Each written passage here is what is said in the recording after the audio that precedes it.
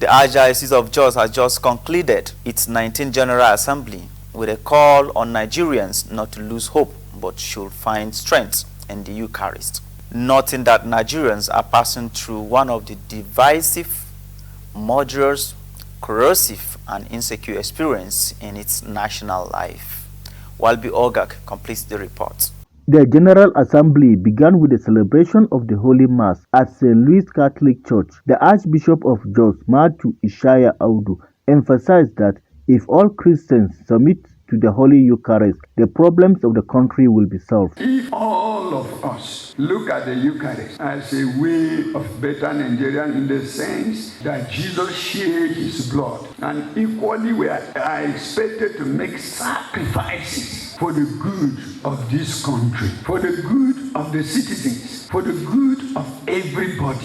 This is why we have chosen this theme, the Eucharist, a way forward for better Nigeria. At the end of the General Assembly, Reverend Father Louis Jan read the pastoral message. We are at the brink of despair. Nothing seems to be working and everything seems to be going wrong. Our universities are closed. Insecurity and dishonesty everywhere.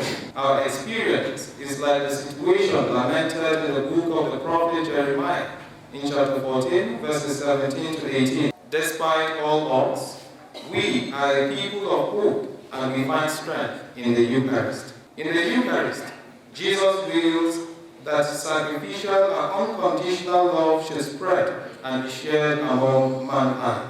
Nigeria will be going to the polls in February 2023. At a time like this, God is a convenient tool to sear the conscience of those who may have started with the conscience. We must take very bold political decisions and target those who will assist us solve the challenges of this country.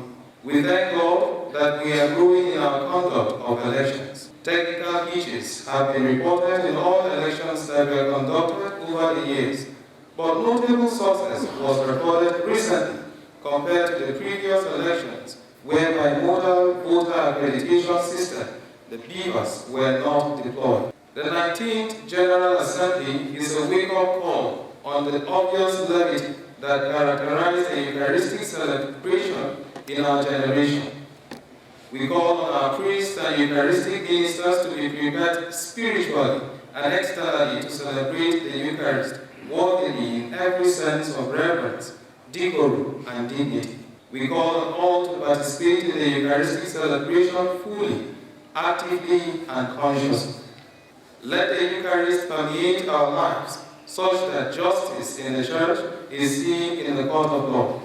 Accountability in the Church is seen in our places of work.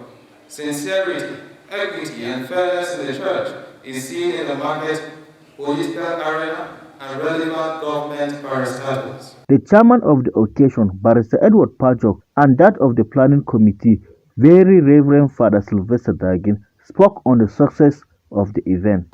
The wisdom that we have learned and received here, I am sure that by the time we go down to step down the Assembly's resolutions, our people too will be positively impacted. The success of this General Assembly is actually the success of the blessings of God, and that all the delegates were able to participate very, very actively. And at the end of it all, the success is imbued in the pastoral message, in the message that came out of which the delegates agreed upon and is now being taken by them to their various places of work and parishes. Some participants who spoke to CTV News said the program is very edifying. That we are talking about the Eucharist, which is the center of the church. It was a good experience, and we hope that as delegates, as we return to our various parishes, we should be able to step them down. And I've discovered the zeal is on the issue of our ongoing Divine Mercy Cathedral, and all the groups are prepared to make sure that project is over. And a lot of topics, a lot of paper presentations were on, which is really great. The experience has been enriching spiritually.